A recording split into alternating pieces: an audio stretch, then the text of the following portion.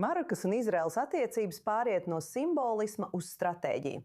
Vairāk nekā 5 gadus pēc normalizācijas, saskaņā ar Abrahama vienošanos, analītiķi norāda, ka partnerība tagad balstās uz kopīgu vēsturi, aizsardzības sadarbību, tehnoloģijām un bažām par Irānas ietekmes paplašināšanos. ASV 2027. gada aizsardzības likumprojektā ir iekļauts 10 gadu plāns, lai padziļinātu Amerikas aizsardzības sadarbību ar Maroku, tostarp dronus, kopīgas bāzes un paplašinātas militārās mācības. Tātad plašākā aina ir tāda, ka Maroka arvien vairāk tiek uzskatīta ne tikai par Abrahama vienošanās partneri, bet arī par rietumu stratēģisko balstu gan Izrēlai, gan Amerikas Savienotajām valstīm. Lai uzzinātu vairāk, mums tagad pievienojas doktors Mohameds Šatums, politiskais analītiķis un vecākais profesors Rabātas Universitātē. Doktor Šatums, vai ar šo ASV aizsardzības likumprojektu Vašingtona cenšas pārvērst Maroku par rietumu drošības balstu Abrahama vienošanās ietveros? Es domāju, kāds ir īstais mērķis šai pastiprinātajai koordinācijai? Viens no iemesliem, kāpēc Abrahama vienošanās Marokā bija veiksmīgas, ir tas, ka Marokai un Izrēlai bija ļoti ilgas attiecības iesakņojušās laikā, jo tās bija 2500 gadu ilgas attiecības.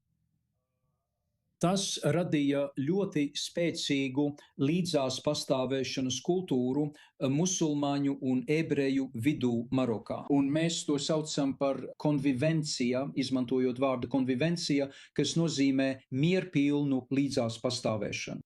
Un tas ir viens no Abrahama vienošanās panākumu iemesliem Marokā. Jo to var izskaidrot ar faktu, ka ekonomiski, militāri un arī kulturāli Maroka un Izrēla virzās uz kaut kāda veida spēcīgām attiecībām, ko es bieži dēvēju par aliansi.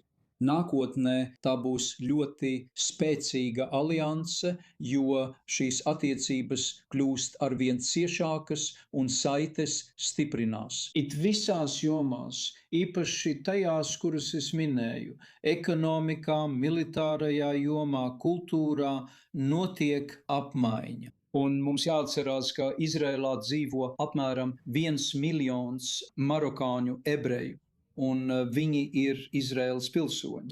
Šiem cilvēkiem bieži vien sirds ir Marokā, un viņi brauc ciemos, lai apciemotu savus draugus, bet arī, lai apmeklētu savus svētos.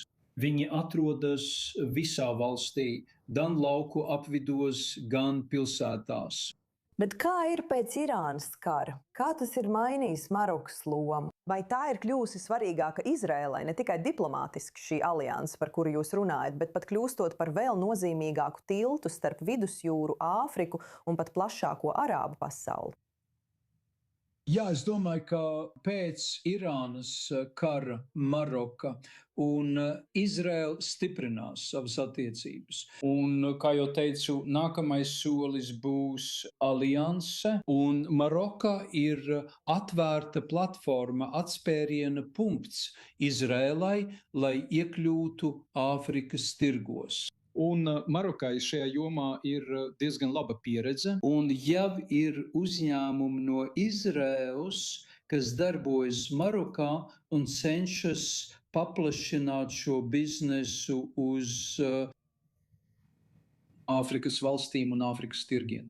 Tāpēc es domāju, ka pēc šī kara viss attīstīsies ar vien augstākā līmenī un attiecības starp abām valstīm kļūs stiprākas un auglīgākas visās jomās. Ļoti pozitīvs skats uz nākotni. Dr. Mohameds Šatums, bija lieliski, ka šodien bijāt ar mums kanālā i24 News English. Paldies jums par to! Lūdzu, un par ko. Paldies!